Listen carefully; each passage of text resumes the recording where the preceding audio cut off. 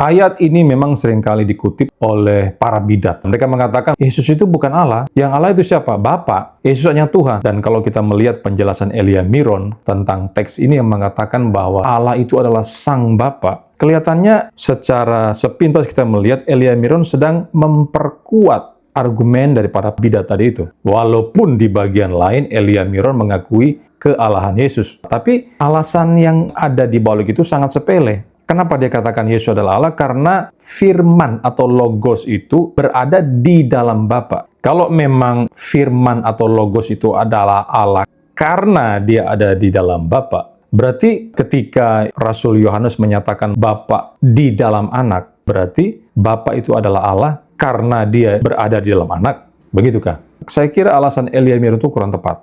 Nah sekarang bagaimana kita harus memahami 1 Korintus 8 ayat 6 itu?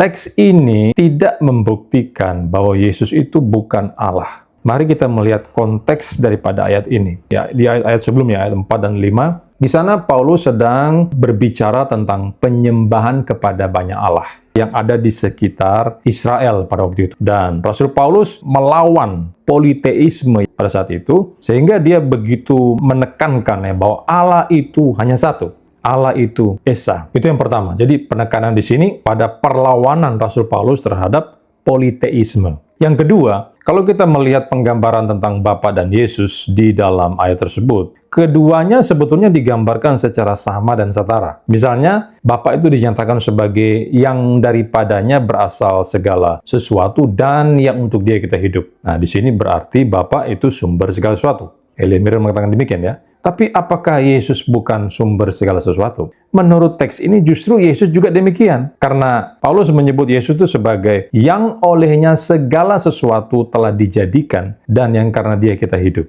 Kalau segala sesuatu telah dijadikan oleh Yesus, berarti Yesus itu sumber atau bukan? Sumber. Dia sumber berarti. Karena melalui dia segala sesuatu bisa ada. Tanpa dia, saudara dan saya nggak ada. Elia Miron itu nggak ada di dunia ini.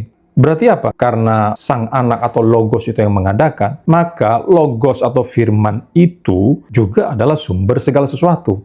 Jadi kita tidak boleh memisahkan antara Bapa dan logos. Seakan-akan yang sumber segala sesuatu itu hanya Bapa saja. Tapi menurut teks ini, bukan hanya Bapa sumber segala sesuatu. Yesus pun logos itu sumber dari segala sesuatu. Sehingga kedua kata itu, Allah dan Tuhan, itu sebetulnya bisa dipertukarkan satu sama lain.